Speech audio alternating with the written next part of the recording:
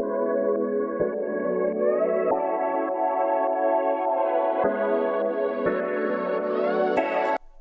then, what's up? It's your boy, Three Star Style here, checking in with the video, and today we're gonna be doing another Martial Arts Fridays episode 2. And yeah, and with this episode I'm gonna try to catch y'all up to the series as fast as possible. Cause episode I was just kind of explaining it to you, but this time I'm gonna try to catch you up. Like, I'm pretty sure, like, if you read it already, you know what's gonna happen, but these summaries gonna be real quick and they not gonna be very detailed. So yeah, and let's get into it.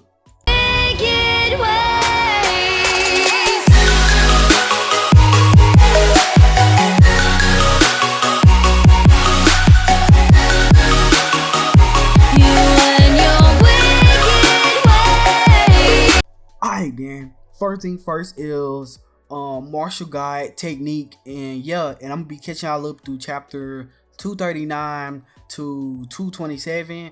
And yeah, and what's pretty much happening is, through this little gap, the Dark Moon ancestor, the most powerful ancestor, came back to the clan because the patriarch of the family was dead because Liang killed him. So obviously the Dark Moon was on the decline, so he had to come back and try to help them. But the problem is that he was already nearing his lifespan because he lived for like thousands of years. So he was near his lifespan and his power was decreasing. And yeah, and then Liang decides to kill him because, you know, he was powerful, but he wasn't like crazy powerful like he was in his prime. So Liang takes the initiative to kill him.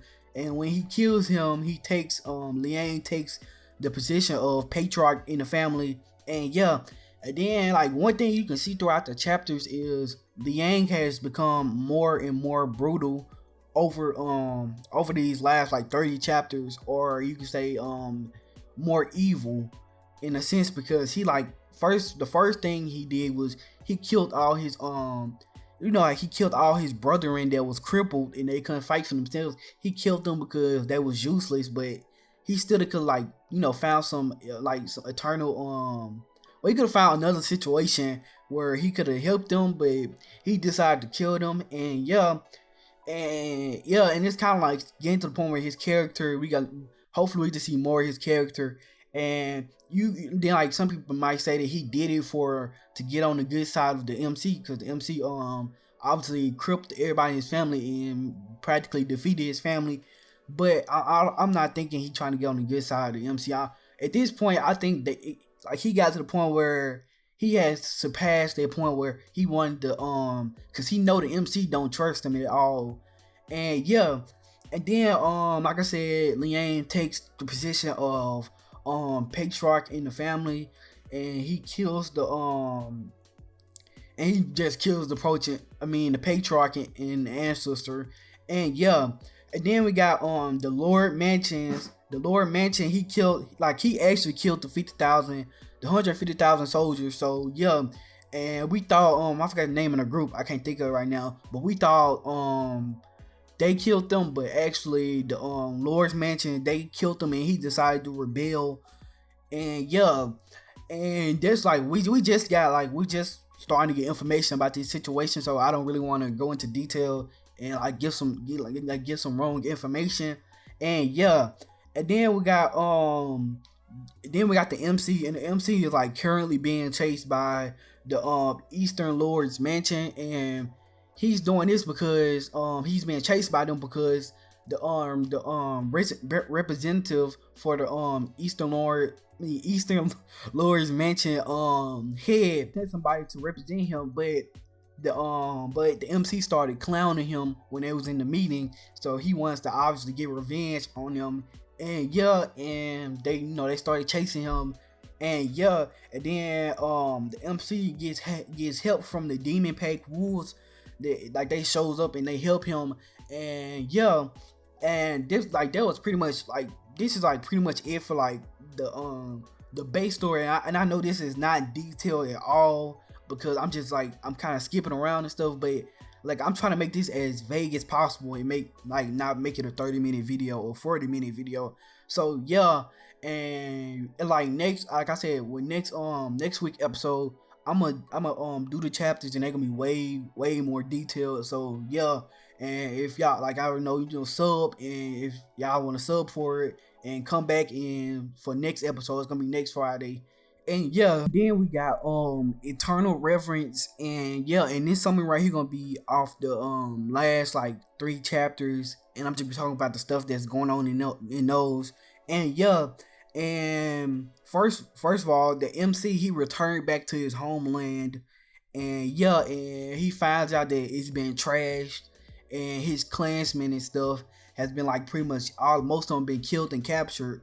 And yeah, and then so he decides to take revenge, and then he finds out the 2 sects that did it was the Thunder God sect and the Mythical Tool sect, if I'm saying that right. And yeah, so he's planning to take revenge on both of them sects. And yeah, and then he goes to, first of all, he goes to the Thunder God sect first to save his clansmen. And he finds out that his clansmen, like they practically being treated like dogs. They giving him scraps and dog food. His mother is there and his sister. So yeah, and that's like we never like actually got to see his mother. They kind of threw that in because like I was like I was wondering, have we ever seen his mother before? Because like they just threw that in. Well, we probably seen in early chapters, but like you know, it's been so long, and like I was like, dang, I can't even remember her. And yeah, and then we pretty much had to see him. He bodied some of the clans, the Thunder Guys, Thick Clansmen. He bodied some of them, and then chapter right in the most recent chapter right now, he's finna get ready to face off against the Grand Elder of the Thunder sect. So I'm pretty sure you're gonna end up bodying him anyway. But it's like, well, I already know he's gonna win. And yeah, and like I said, these summaries not gonna be very detailed. Like I said, next week I'm gonna try to make it as detailed as possible. It's gonna be way more detailed. And yeah, then we got Apotheosis, and Apotheosis, like I'm gonna be doing the most recent few chapters.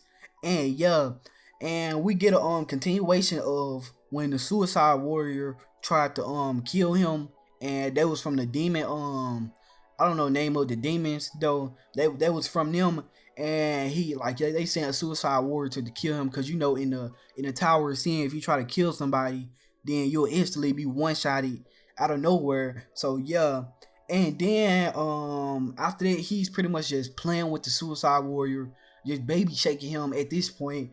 And then after that, he sees the skill that the Suicide Warrior had to camouflage, because his race of people like they specialize in that type of skill of assassination. So they got really good skills when it comes to camouflage. So then he tries to get the dude to teach him the skill, and he won't like hurt him or nothing. But then you always know the dude obviously turned it down, and he didn't learn the new skill. It was kind of a disappointment, because it would have been cool to see him learn it, because I kind of like wanted to see him learn that new skill. And yeah, and then after that, we found out that the Demon Clan is watching him, and they sent somebody to watch him, but he obviously seen them, and then he told them to send a message to them, just saying like, hey man, you already know, bro, I'm about to get to make it to the 10th level. Y'all just wait, hold on a while, y'all. To kill me, not yet. And yeah, then he bodies his way through the tower, saying he make his past 4 levels with ease, and he pretty much just like body everybody he went up against. And yeah, and now he on the 7th level, and he got 4 more levels to have the challenge. I forgot the dude's name.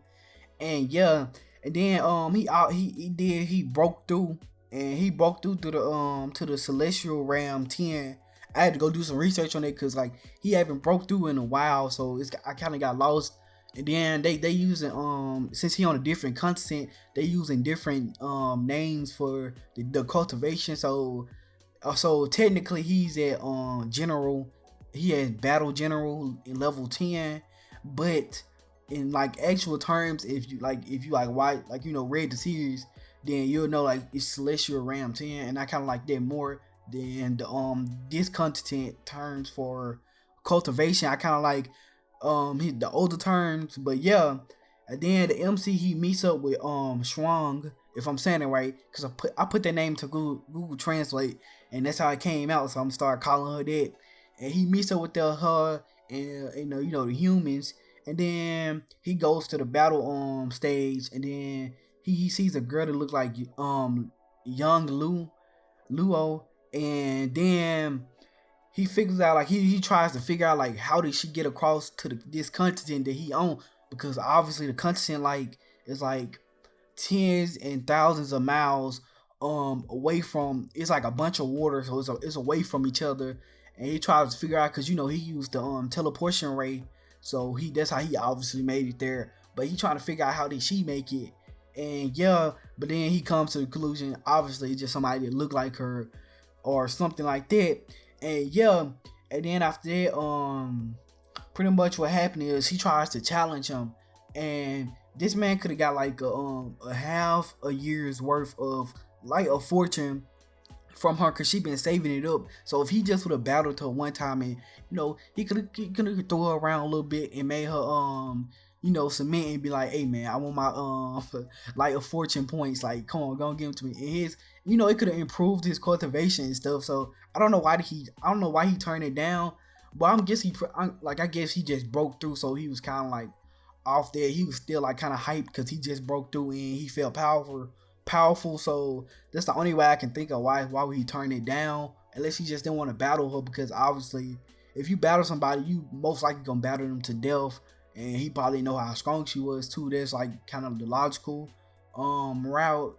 And yeah, then we got the obelisk of talent, and I put that into Google Translate, and that's what it translated over to. And yeah, and then the obelisk of talent is practically, it's just used to gauge someone's talent, and it kind of depends on your luck too. It's kind of heavily depend on your luck too.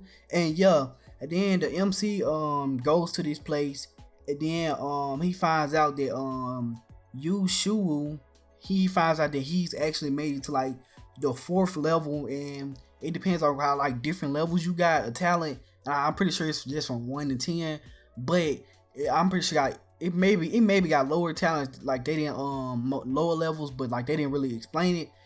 They just said like they only showed us level 6 through level 2. And yeah, and then he finds out that the dude he gonna be facing is obviously at the 4th level, and then he was kind of concerned because he was like, this dude probably be powerful than me because he has more talent and luck. And yeah, and then he also compares the Tower of Sands to the Soaring Dragon platform. And yeah, and they are kind of similar. And yeah, and that's pretty much it for this episode. And yeah, and I know I sped through the details of all 3 of these series, and I'm sorry if you're offended of that, but I was trying to hurry up and just get to the point where I just can review the most current chapters and get it over with. And yeah, and you already know it's your boy 3 Style. Hit the subscription button if you enjoy the content, if you want to see another episode, or if you like anything else anime related. And yeah, and you already know, hit the notifications bell after you sub. And yeah, and it's your boy 3 Style, and I'm out. To the tune, till I'm dead. Don't want